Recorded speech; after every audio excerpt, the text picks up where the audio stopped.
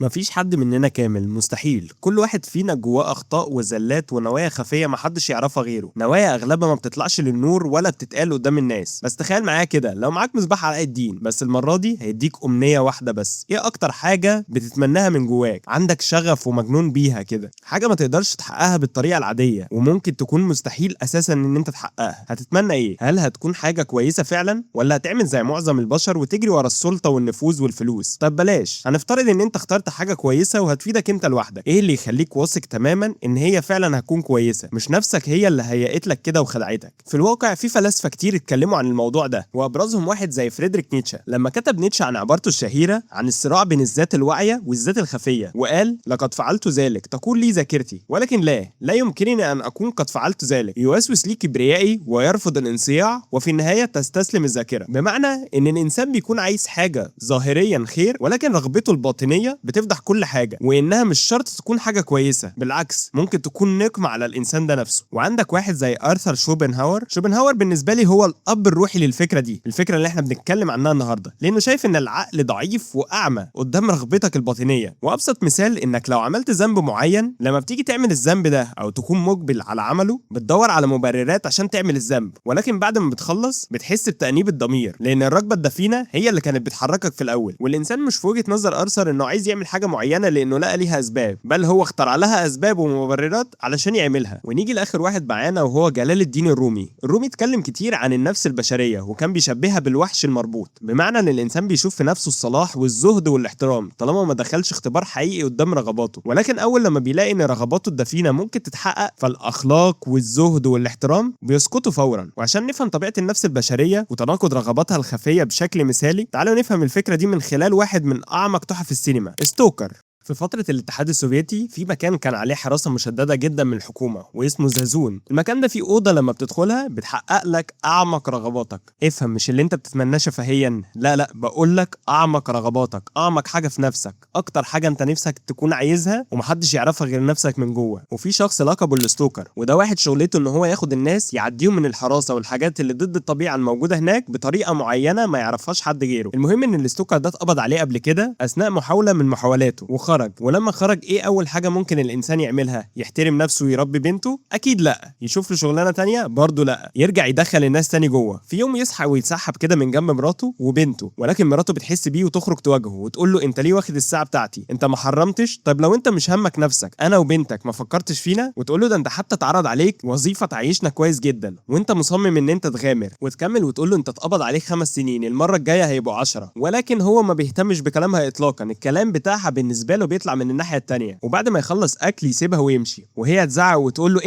امشي مش عايز اشوف وشك هنا تاني، اتمنى ما ترجعش. ولو تلاحظ التصوير في اول الفيلم هنا مدي على السيبيا كده، تحس بكآبة، تحس ان العالم مطفي. بعدها الستوكر بيروح عشان يقابل الاتنين اللي هيجوا معاه، وهما الكاتب والعالم، وبيتقابلوا في حانة كده، وكل واحد من الاتنين يحكي رغبته الظاهرية اللي عاوز الزازون تحققها له. قصة الكاتب ان هو فقد الهامه، نفسه بقت مستنزفة، فبيدور على الالهام عشان يبقى اشهر كاتب على مر العصور. انما العالم هو عالم فيزيائي عايز يبقى صاحب الفضل في انجاز علم كبير. وبعد ما بيخلصوا كلام وكل واحد يقول هو نفسه في ايه، يبداوا يتحركوا. الستوكر يكلم صاحب الحانه ويقول له: لو انا ما رجعتش قول لمراتي ان، فيقطعوا صاحب الحانه بانه عارف كويس هيقول لها ايه. وده بيبين ان الستوكر دول مش اول اتنين ياخدهم للمنطقه، ولا دي اول مره يروح هناك. بعدها يخرجوا من الحانه ويركبوا العربيه وتبدا رحلتهم للزازون. واثناء ذهابهم بيكون في شرطي في دوريه استطلاع، ولما الستوكر يسمع صوت يستخبوا بسرعه عشان ما يتقبضش عليهم. بعدها يروح المستودع كده، والستوكر يطلب من الكاتب ان هو ينزل يشوف في حد من الناحيه التانيه ولا لا. فالكاتب يروح ويلاقي المكان فاضي، فالستوكر يقول له: استناني عند الباب التاني، ويلف بالعربيه ويرجع ياخده. ولكن بيلاقوا تاني المكنه بتاعت الضابط بس ما بيكونش موجود عليها، فيهربوا بسرعه. بعدها بلحظات الضابط يرجع ويركب المكنه ويمشي. ولما الستوكر يطمن ان مشي، يبداوا يتحركوا تاني. وبيجي مشهد بيكون فيه القطر متحرك عشان يخش المنطقه، وهم بيكونوا وراه. ولما بيشوفهم الراجل اللي فتح الباب للقطر بيهرب. وهم في المكان اللي مستنيين فيه القطر يوصل للبوابه، الستوكر يسال العالم: جبت البنزين؟ فالعالم يقول له: ايوه جبت عبوه كامله. فالعالم يسال الستوكر: ليه في قطر في المنطقه؟ فيقول له الستوكر: عشان الحراس مش هيغامروا ويدخلوا لهناك. بعدها يجي القطر والحراس يفتحوا له البوابات، ولكن بيوقفوه عشان يتفتش الاول. وفي نفس الوقت الستوكر بيكون مستني اشاره معينه، ولما بتحصل بيجروا على العربيه علشان يتحركوا. ولكن العالم بينسى حاجه مهمه وبيرجع عشان ياخدها، بس الستوكر يقول له: انجز مفيش وقت. فيقرر العالم انه خلاص هيسيبها عشان يروح ويركب العربيه. وبيمشوا ورا القطر والحراس تضرب عليهم نار وجرس الانذار يضرب والرصاص في كل مكان، ولكنهم بيقدروا يهربوا. وبيطلب الستوكر من الكاتب ان هو يروح يشوف في عربيه السكه الحديد موجوده ولا لا، ولكن وهو رايح عشان يشوفها الحراس بيضربوا عليه نار، فيجي له الدكتور ويقول له خلاص ارجع انت وانا هروح ابص عليها. وفعلا بيروح العالم ويلاقي العربيه موجوده هناك، فينده عليهم ان هم يجوا له. ولما بيوصلوا الاستوكر بياخد البنزين من الشنطه وبيروح للعربيه بتاعت السكه الحديد عشان يعبيها بنزين، ولكن الحراس بيضربوا عليهم نار تاني. فالاستوكر يقول لهم لو حد فيكم اتصاب ما يصرخش عشان لو اكتشفوا مكانكم هيموتونا. بعدها ياخدوا عربيه السكه الحديد ويتحركوا. فالكاتب يسال الاستوكر هو الحراس ليه ما جوش وراهم، فالاستوكر يقول له ان هم مرعوبين لدرجه الموت من المكان وما يقدروش ان هم يخشوا جوه كده. وركز بقى في اللي جاي، اول لما بيخشوا الزازون الالوان بترجع تاني للعالم، العالم تحس ان هو رجع للحياه تاني بدل ما كان اللون بتاعه السيبيا باهت. والحقيقه ان خارج الزون رمزيه للسجن والقيود اليوميه والمكان اللي الانسان فيه ما يقدرش يبوح بنوايات دفينه، ولكن الزون هو المساحه اللي تقدر فيها تطلع رغباتك الدفينه للعالم بدون ما حد يحاسبك. ده غير ان الاختلاف ده بيدل على ان الزازون هي مكان كل قوانين الفيزياء اللي نعرفها مش شغاله فيه، كانك في عالم موازي حرفيا. بعدها يقفوا والاستوكر يقول اخيرا وصلنا للبيت. والحقيقه انا عايز اقف هنا قبل ما نكمل. الاستوكر لما كان في بيته ما كانش بيتكلم وما كانش مبسوط، حتى هو اساسا ما اهتمش لكلام مراته وراح برضه للزازون رغم المخاطر، ولكن السبب في ده يرجع لعده اسباب. اولها انه شايف انه المرشد اللي بيدل للناس على المكان الوحيد المختلف عن العالم الميت والبائس ده، وتاني حاجه ان هو عنده انتماء للمكان اكتر من بيته نفسه، لدرجه ان هو بالرغم من حبسه 5 سنين وعلمه بالمخاطر قرر ان هو يروح هناك تاني بل وبنفس راضيه، وكمان كان فرحان ومبسوط لما وصلوا. بعد ما بيوقفوا بيدور بينهم حوار ويبدا الاستوكر بان ده اهدى مكان على وجه الارض وان مفيش حد هنا، فيقول له الكاتب بس احنا موجودين. فالاستوكر يقول له 3 رجاله ما يقدروش يفسدوا المكان، فالكاتب يقول له لا طبعا نقدر نفسده. السبب في اقتناع الكاتب ان هم يقدروا يفسدوا المكان وهو ان المكان ده المكان الوحيد اللي تقدر تظهر فيه نواياك الدفينه بدون ما حد يحاسبك عليها، وفي نفس الوقت الانسان عنده نزعه استهلاكيه، يعني كل واحد فينا ليه صفاته الخاصه. مثلا الاستوكر اللي بيمثل الايمان والامل، والكاتب الفن والهويه، والعالم العلم والمنطقيه. ولما تتجمع كل الصفات دي مع بعض بدون رقابه هتتحول لاداه للسيطره والهدم، لان الانسان عنده غريزه وهي غريزه السيطره، بيحب يسيطر على كل حاجه هو مش فاهمها بدل ما يفهمها ويستمتع بجمالها زي الزازون المنطقه اللي بتتغذى على الصمت والسكينه. لا،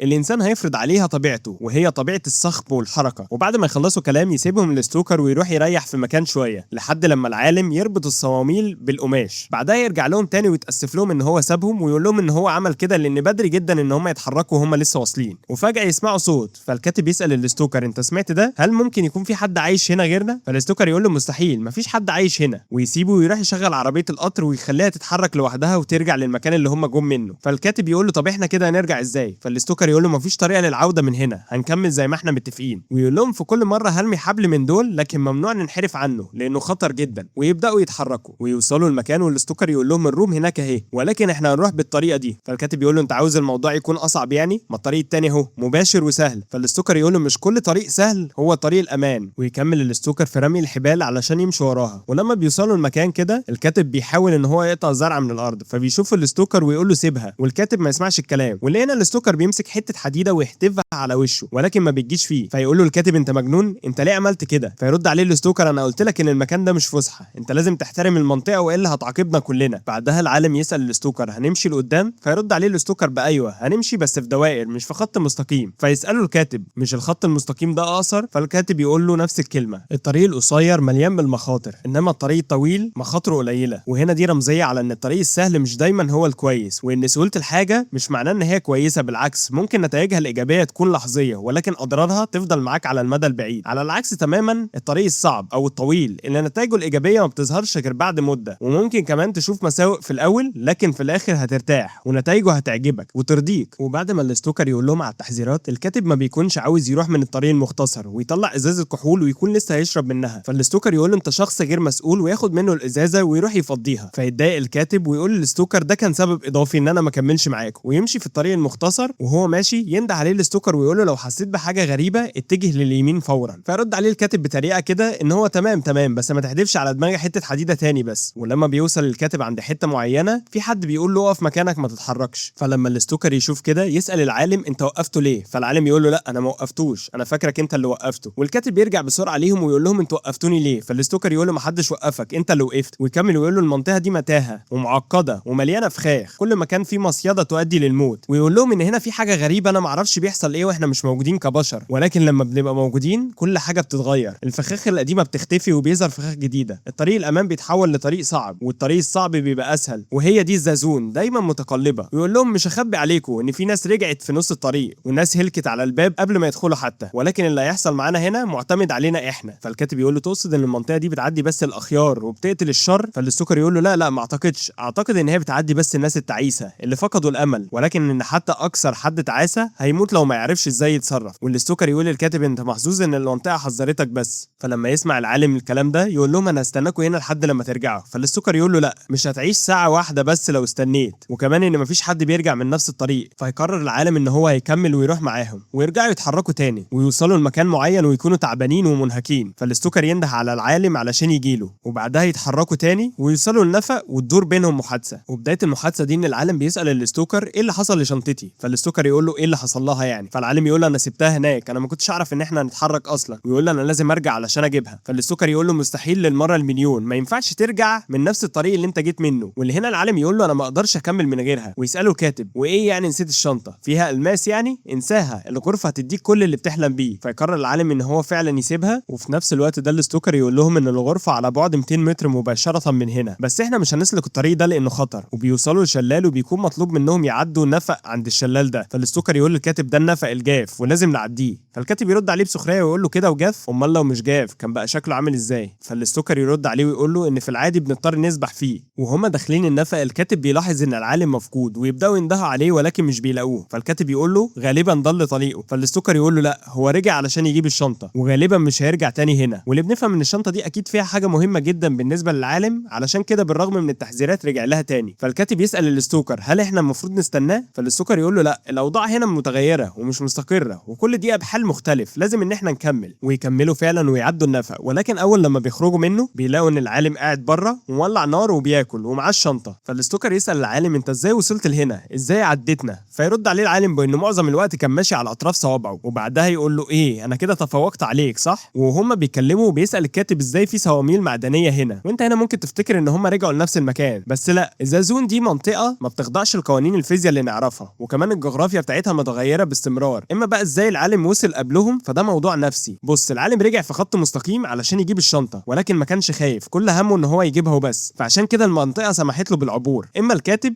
او الستوكر مشوا في طريق طويل لخوفهم من المنطقه واستخدامهم آلية دفاع معينه عن طريق رمي الصواميل على طول الطريق علشان يعرفوا يعدوا من الفخاخ بتاعه المنطقه. فتبرير ده هو حاجه قالها الستوكر في الاول، ان المنطقه بتتهيأ على حسب الشخص وعلى حسب حالته. بعدها يقفوا شويه ويناموا بسبب الطريق الطويل اللي هم مشيوه، وبعد شويه يقوموا ويكملوا ويدخلوا نفق قديم مهجور كئيب. ويقول للكاتب انا مش هروح هناك الاول. فيقول للستوكر ان احنا لازم نعمل قرعه، ولما بيعملوا القرعه بيقع الاختيار على الكاتب، ويبدا الكاتب يمشي وهم وراه لحد لما يوصل للباب ويطلع مسدس. فالستوكر يقول له انت بتعمل ايه؟ ما ينفعش تدخل بمسدس هنا، لو عملت كده هتموت وهيتحكم علينا احنا كمان بالموت. فاكر الدبابات وفاكر الناس اللي احنا شفناهم في العربيه؟ ارجوك ارمي المسدس عشان لو حصل حاجه اقدر اخرجنا من هنا، اما باللي انت بتعمله ده هنهلك كلنا. ففي الاخر الكاتب يقرر ان هو يرمي السلاح، بعدها يدخل وهم يخشوا من وراه. ومن هنا بعد ما الثلاثه بيكملوا طريقهم جوه المنطقه بيبدا الحوار ياخد شكل اعمق بكتير. الكاتب بيتكلم عن التجارب والحقائق، وكأن الانسان في الاخر محتاج يمسك في حقيقه واضحه عشان يقدر يعيش. ولكن الستوكر بيرد عليه ان الكلام عن الحقائق ملوش نفس المعنى هنا، لان المنطقه اصلا مش مكان ينفع فيه تنطبق القواعد العاديه. ولكن الكاتب بيسال الستوكر بشكل ساخر كده مين اللي اخترع الكلام ده اصلا؟ والستوكر يرد عليه ان السؤال نفسه ملوش لازمه. فالكاتب يقول له ان هو اصلا ما عندوش ضمير بالمعنى اللي الناس فاكراه، عنده اعصاب بس. وبعدين يبدا يشرح هو ليه كاره حياته ككاتب، وبيقول ان اي حد بيتعامل معاه بيأذيه بطريقه مختلفه. واحد بيشتمه فبيتجرح، وواحد تاني يمدحه فبيتجرح برضه، لانه حط قلبه وروحه في شغله. والناس في الاخر بتاكل منه كل حاجه، صحفيين، محررين، نقاد، وناس كتير حواليه، وكل واحد عايز منه اكتر حاجه هو محتاجها. وهنا الكاتب يسال نفسه ازاي اعتبر نفسي كاتب اصلا وانا بكره الكتابه؟ الكتابه بالنسبه لي عذاب وشغل مؤلم ومهين. وفي وقت من الاوقات كنت فاكر ان الكتابه ممكن تساعدني ان انا ابقى انسان احسن، لكن اكتشفت ان محدش محتاجني. وبيقول له انا وصلت لفكره مؤلمه، لو مت الناس بعد كام يوم هتلاقي شخص تاني ياكلوه مكاني. ويقول له كمان ان هو كان عايز يغير الناس بكتابته، ولكن اللي حصل ان الناس هي اللي غيرته عشان يبقى مناسب للصوره اللي هم عايزينها منه. ويقول ان زمان المستقبل كان مجرد امتداد للحاضر، كل التغييرات اللي بتحصل كانت بدايتها موجوده في الحاضر وممكن تشوفها من بعيد، لكن دلوقتي المستقبل بقى جزء من حاضرنا نفسه. المشكله ان الناس مش عايزه تعترف، هم مش عايزين يفهموا اي حاجه اصلا. وبعد ما يخلص الكاتب كلامه يبدا الستوكر يتكلم عن الجزء اللي هم دخلوا فيه، ويقول له ان الانبوب اللي هم عدوا منه ده من اخطر اجزاء المنطقه، وان الناس بتسميه وفرمه اللحم. فالكاتب يساله كم واحد واحد مات بسبب المكان ده. فالستوكر يذكر له واحد اسمه النيس، ايوه هو اسمه كده، ويقول له ان النيس ده كان شخص حساس وموهوب جدا، وانه في مره خلى اخوه يدخل بدلا منه، وبعدين يبدا يحكي عنه اكتر واكتر، ويطلب منهم ان هم يسمعوا قصته، ان هو واحد كان بيوصل الناس للمنطقه وبيعرف يدخلهم زي ما الستوكر بيعمل دلوقتي. ولكن هو دخل وكان بيتمنى حاجه، ولكن الامنيه اللي اتحققت له حاجه تانية خالص، واللي ادت لموته في الاخر. وبعد ما الستوكر يخلص كلامه التوتر يرجع تاني بينه وبين الكاتب، ولكن الستوكر بيكون سعيد ان هم وصلوا للمرحله دي، وبيشوف ان هم تصرفهم كان كويس. لكن الكاتب بيبدا يتهمه ان هو بيفضل واحد عن التاني، وان هو اختار مين اللي يدخل الاول ويعدي من مفرمه اللحم. ولكن الستوكر بينفي ده ويقول له ان احنا عملنا قرعه، وان هو عمره ما بيختار، لان اختيار الطريق الغلط في المنطقه شيء مرعب، ولكن في النهايه لازم حد هو اللي يدخل الاول.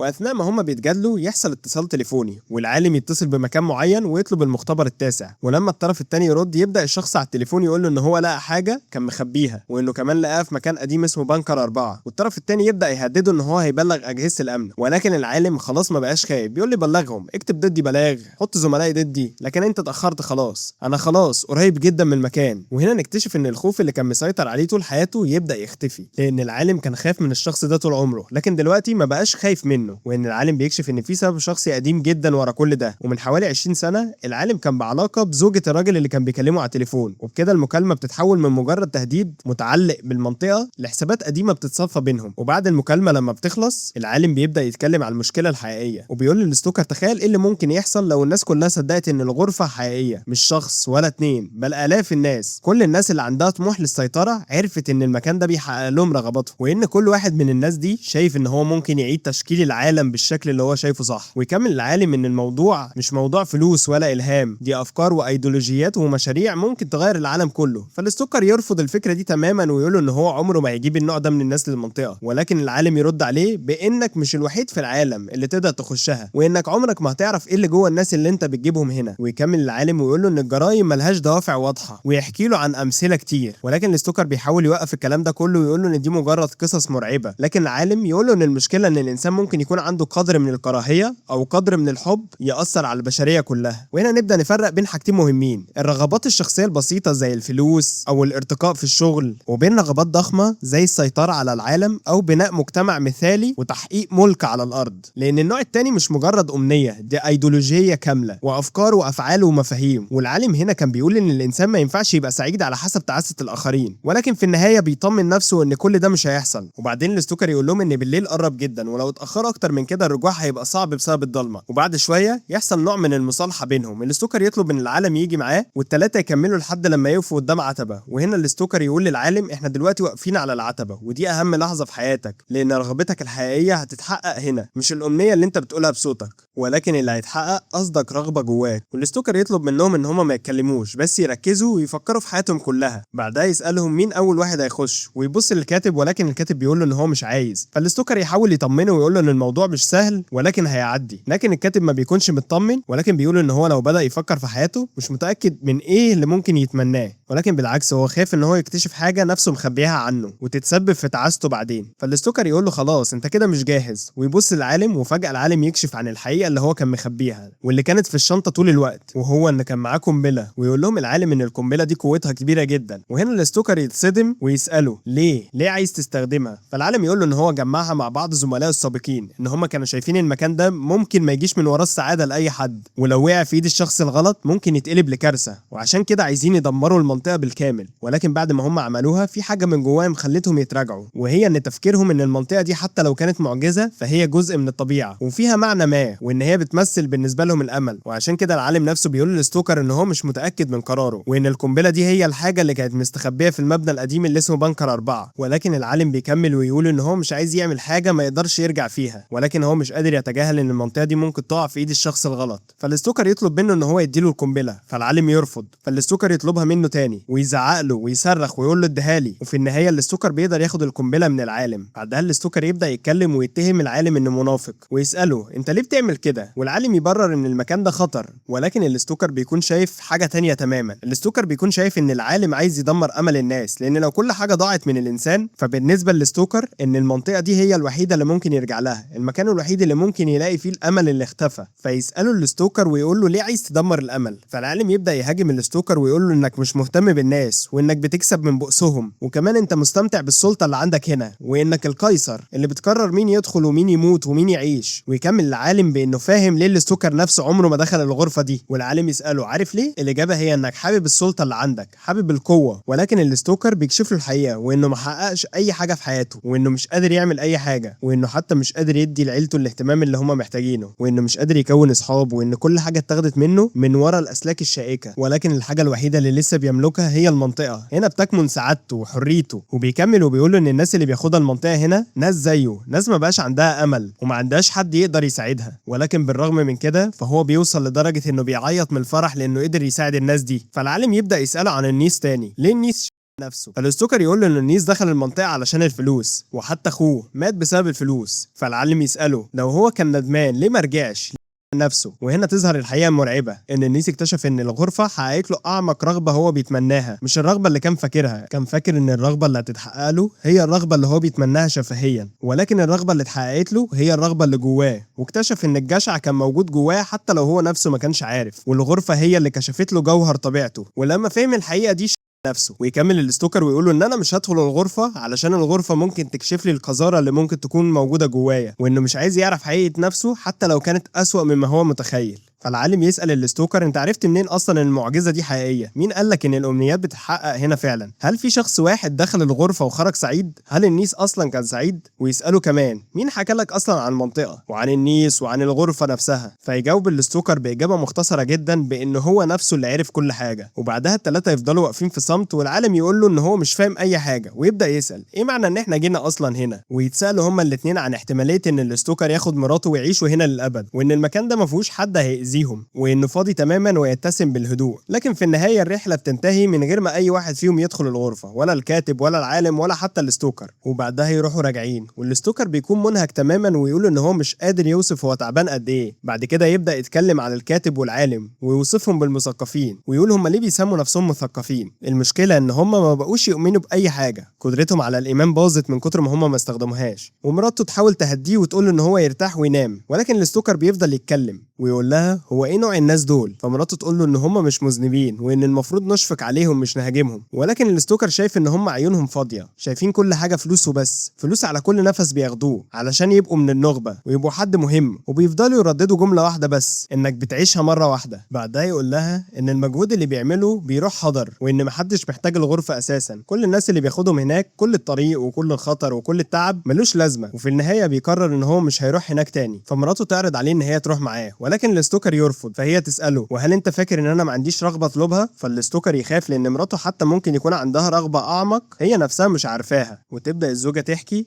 عن اول مره قابلت فيها الستوكر، وتقول له ان امها كانت معارضه جدا للجواز منه، كانت شايفاه حظه سيء وراجل مطارد وعليه علامات استفهام كتير وكانه في سجن ابدي، وكانت بتحذرها منه. ولكن بالرغم من هي كانت عارفه كل ده كانت حباه وحابه ان هو مختلف، وعارفه ان الحياه معاه ما كانتش هتكون سهله. ولكن مع كل ده هي اختارته لانها كانت متاكده ان هي هتكون سعيده معاه، وكانت عارفه ان حياتهم هتكون فيها حزن كتير، ولكنها تفضل حياه سعيده فيها مراره وحزن على حياه هاديه ما فيهاش اي احساس. وبيخلص الفيلم على كده. وبعد ما شفنا الرحله كلها نقدر نفهم ان السؤال الاساسي في الفيلم مش بس هل الزون موجوده ولا لا، لان تاركوفسكي اعتمد اصلا ان هو ما يديناش اجابه. ولكن الاقرب ان الزازون موجوده فعلا جوه عالم الفيلم، ولكن طبيعتها مش طبيعيه، وممكن نفهمها كشيء رمزي موجود جوه الانسان نفسه. وده لان الزازون مش مجرد مكان بيوصلك لغرفه تحقق امنياتك فيها، لا ده مكان بيجبرك تواجه نفسك. نيجي لسؤال الزازون بتمثل ايه نفسيا؟ لو بصينا للزازون من الناحيه النفسيه هنلاقيها ان هي اقرب لرحله جوه اعماق الانسان. ولكن بره الزازون كل واحد باني صوره معينه عن نفسه. الكاتب شايف نفسه كاتب، والعالم شايف نفسه كراجل علم وعقل، والستوكر شايف نفسه ان هو عنده القدره ان هو يقود الناس للمكان ده. ولكن اول لما بيخشوا الزازون الصوره بتبدا تتهز، المكان نفسه اصلا مش ماشي بمنطق طبيعي. والستوكر نفسه بيحذرهم ان الطريق اللي مشوا فيه قبل كده مش بالضروره يكون امن دلوقتي. وده ممكن نفسره نفسيا ان الانسان مش دايما الصوره اللي هو معتقدها عن نفسه. ممكن تكون ان انت متاكد انك عارف نفسك، ولكن موقف واحد كفيل ان هو يطلع منك حاجات انت ما كنتش تعرف ان هي موجوده. وعلشان كده الزازون ممكن تمثل المساحه الداخليه اللي الانسان بيواجه فيها رغباته ومخاوفه واجزاء من شخصيته اللي بيخبيها عن نفسه. وعلشان كده الغرفه مش مجرد مكان بيحقق الامنيات، دي كانت اهم نقطه في الفيلم كله. لو الغرفه كانت بتديك اللي انت بتطلبه كان الموضوع هيبقى بسيط زي المصباح السحري كده، ولكن الستوكر شرح لهم ان الغرفه بتستجيب لاعمق حاجه موجوده جوه الانسان، ودي حاجه مختلفه تماما عن الامنيات اللي الانسان ممكن يقولها، زي المثال اللي اتذكر في الفيلم وهو النيس كان فاكر ان هو داخل عشان حاجه معينه، ولكن بعد ما خرج اكتشف ان هو اتحقق له اعمق رغبه موجوده جواه. والحقيقه دي اقسى حاجه ممكن تحصل للانسان، وهو يكتشف حاجه ما كانش قادر يتقبلها عن نفسه، وده اللي ادى ان هو